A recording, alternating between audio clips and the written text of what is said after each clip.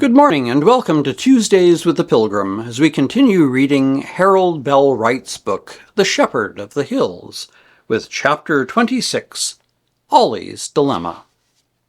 As Preachum Bill used to say, every hound has its strong points, but some has more of 'em. Young Stuart was not without graces pleasing to the girl whom he hoped to make his wife. He seemed to know instinctively all those little attentions in which women so delight.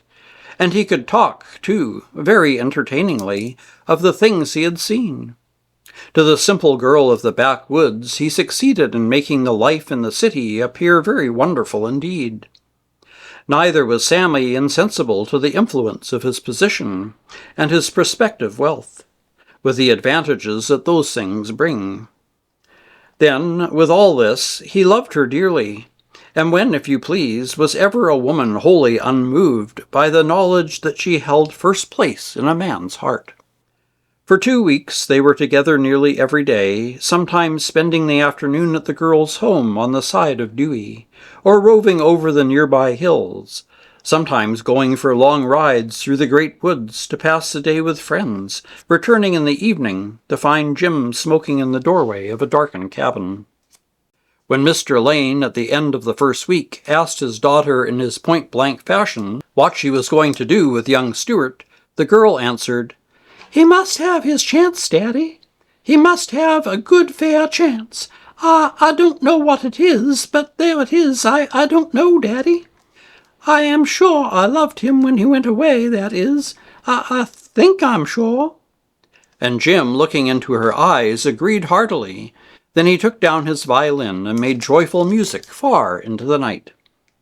Ollie did not see young Matt after the meeting on the lookout.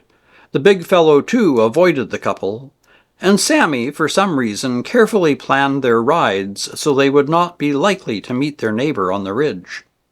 Once, indeed, they called at the Matthews' place, walking over in the evening, but that was when Sammy knew that young Matt would not be home.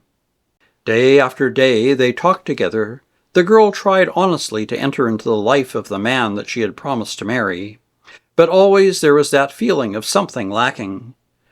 Just what that something was, or why she could not feel completely satisfied, Sammy did not understand. But the day was soon to come when she would know the real impulses of her heart. Since that first afternoon, Ollie had not tried to force his suit. While in 100 little ways he had not failed to make her feel his love, he had never openly attempted the role of lover. He was conscious that to put the girl constantly upon the defensive would be disastrous to his hopes, and in this he was wise. But the time had come when he must speak, for it was the last day of his visit. He felt that he could not go back to the city without a definite understanding. Sammy, too, realized this, but still she was not ready to give an answer to the question he would ask. They had been to the Forks and were on their way home. As they rode slowly under the trees, the man pleaded his cause, but the woman could only shake her head and answer quite truthfully, "Ollie, I don't know."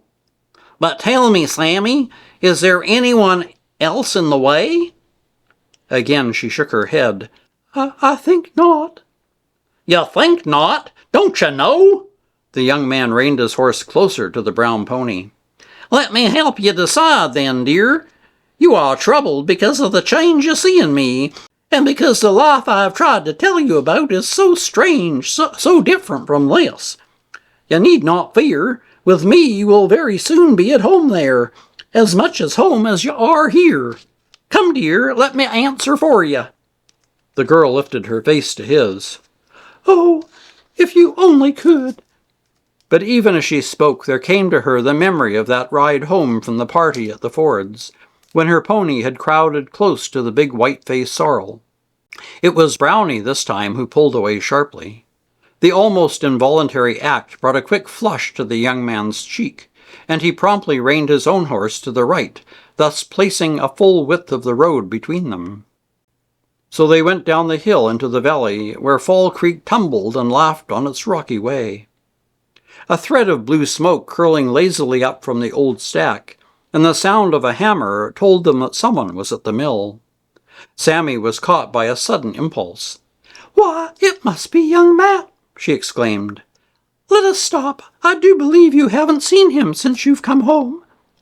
"I don't want to see him, nor anyone else now," returned Ollie. "This is our last evening together, Sammy, and I want you all to myself. Let us go up to the old Rourke trail around Cock's Bald and home through the big low gap."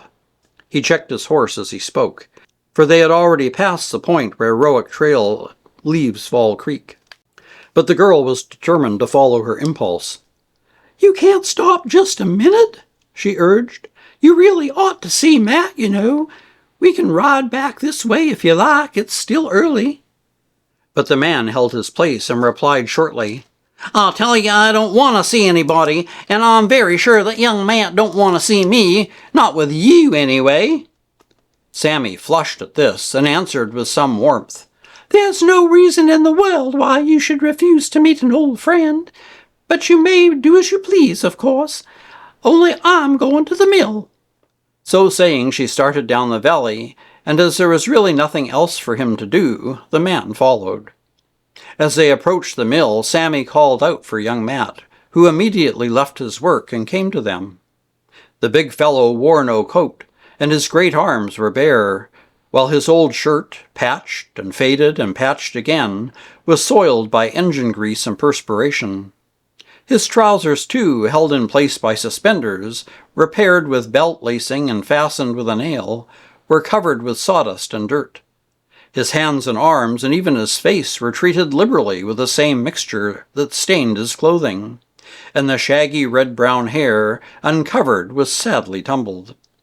In his hand he held a wrench. The morrow was grinding day, and he had been making some repairs about the engine. Altogether, as the backwoodsman came forward, he presented a marked contrast to the freshly clad, well-groomed gentleman from the city. And to the woman, the contrast was not without advantages to the man in the good clothes. The thought flashed through her mind that the men who would work for Ollie in the shops would look like this. It was the same old advantage, the advantage that the captain had over the private, the advantage of rank, regardless of worth. Sammy greeted young Matt warmly. "I just told Ollie that it was too bad he had not seen you. You were away the night we called at your house, you know, and he's going home tomorrow." The giant looked from one to the other. Evidently Sammy had not heard about that meeting on the lookout, and Stuart's face grew red as he saw what was in the big fellow's mind. "I'm mighty glad to see you again," he said lamely. "I told Sammy that I had seen you, but she has forgotten." "Oh, no, I haven't," replied the girl. "You said that you saw him in the field as you passed the first day you came, but that you were in such a hurry you didn't stop." At this Ollie forced a loud laugh and remarked that he was in something of a hurry that day. He hoped that in the girl's confusion the point might be overlooked. But the mountaineer was not to be sidetracked so easily. Ollie's poor attempt only showed more clearly that he had purposely refrained from telling Sammy of the night when young Matt intervened to save his life. To the simple, straightforward lad of the woods, such a course revealed a spirit most contemptible. Raising his soiled hands and looking straight at Ollie, he said deliberately, "I'm sorry, seeing as this is the first time we've met, but I can't shake hands with you. This here's clean dirt, though." Sammy was puzzled. Ollie's objection to their calling at the mill, his evident embarrassment at the meeting, and something in young Matt's voice had hinted at a double meaning in his simple words, and told her there was something beneath the surface that she did not understand. After his one remark to her escort, the woodsman turned to the girl, and in spite of Sammy's persistent attempts to bring the now sullen Ollie into the conversation, ignored the man completely. When they had talked for a few moments, young Matt said, "I reckon you'll have to excuse me a minute, Sammy. I left the engine in such a hurry when you called that I'll have to have a look at it again. It won't take more than a minute." As he disappeared into the mill shed, the young lady turned to her companion. "What's the matter with you two? Have you met and quarreled since you came home?" Fate was being unkind to Ollie. He replied gruffly, "You'll have to ask your friend. I told you how it would be. The greasy hobo doesn't like to see me with you, and hasn't manners enough to even hide his feelings. Come on, let's go." A look that was really worth seeing came into the girl's fine eyes, but she only said calmly, "Matt will be back in a minute." "All the more reason why we should go. I should think you have had enough. I'm sure I have." The woman was determined now to know what lay at the bottom of all this. She said quietly, but with a great deal of decision, "You may go home if you wish. I'm going to wait here until young Matt comes back." Ollie was angry now, in good earnest. He had not told Sammy of the incident at the lookout, because he felt the story would bring the backwoodsman into a light altogether too favorable. He thought to have the girl safely won before he left the hills. Then it wouldn't matter. That young Matt would really have saved Ollie's life at the risk of his own, there was no doubt, and Stuart realized that his silence under the circumstances would look decidedly small and ungrateful to the girl. To have the story told at this critical moment was altogether worse than if he generously told of the incident at once. He saw, too, that Sammy guessed at something beneath the surface, and he felt uneasy in remaining until young Matt came back to renew the conversation. And yet he feared to leave. At this stage of his dilemma, he was relieved from his plight in a very unexpected manner. And that's the end of Chapter 26. We'll continue next week with Chapter 27, The Champion. Until then, take care, stay safe, and God bless.